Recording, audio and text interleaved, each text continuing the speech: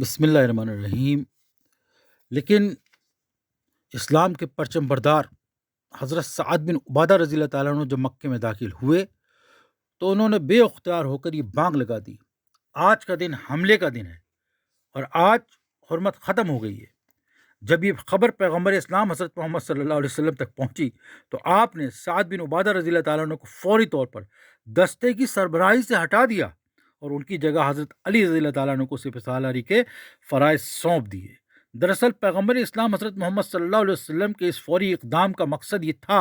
کہ سعد بن عبادہ رضی اللہ تعالیٰ عنہ کہیں اپنے کہے پر عمل نہ کر بیٹھیں اور مکہ میں جنگ و قتال کا بازار گرم نہ ہو جائے۔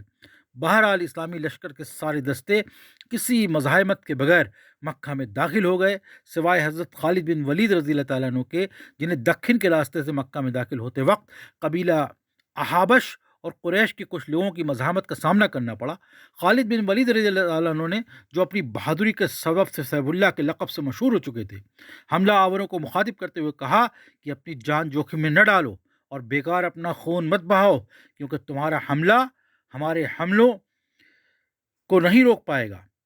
اور نہ ہمیں مکہ میں داخل ہونے سے تم روک سکو گے۔ آج رسول اللہ صلی اللہ علیہ وسلم نے مکہ کو فتح کرنے کا عزم کر لیا ہے اور تم یقین رکھو ایسا ہو کر رہے گا۔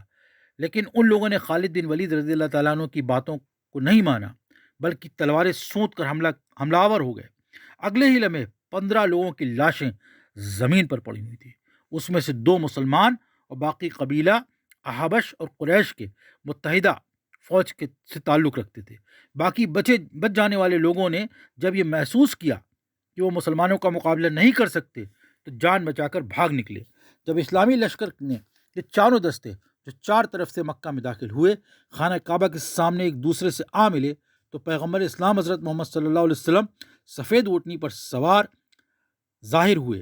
اور آپ نے 7 مرتبہ خانہ کعبہ کا طواف کیا۔ پھر آگے بڑھے اور خانہ کعبہ کے کلید بردار چابی رکھنے والے عثمان بن طلحہ رضی اللہ تعالیٰ عنہ سے کہا کہ وہ کعبے کا دروازہ کھول دیں۔ عثمان بن طلحہ رضی اللہ تعالیٰ عنہ کی ماں وہیں پاس کھڑی تھیں، وہ بگڑ کر بولیں ہم یہ دروازہ نہیں کھولیں گے، لیکن عثمان بن طلحہ رضی اللہ تعالیٰ عنہ نے اپنی ماں کو سمجھایا اور کعبے کا دروازہ کھول دیا۔ اس دن 5000 افراد نے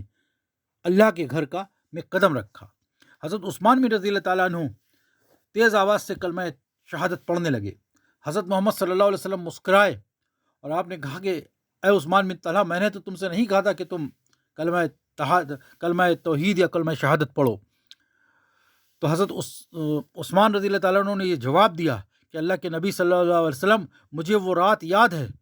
ہجرت کی، جب آپ آئے تھے اور آپ نے مجھ سے کہا تھا کہ مجھے چابی دے دو، میں کچھ نماز ادا کر لوں، تو میں نے آپ کو اندر نہیں آنے دیا تھا۔ لیکن آج جب آپ غالب ہو کے آئے ہیں تو اگر آپ چاہتے تو مجھے گھوڑوں کی ٹاپوں کے نیچے کچلوا دیتے، لیکن آج آپ نے مجھے معاف کر کے یہ ثابت کر دیا کہ آپ یقیناً اللہ کے رسول ہیں۔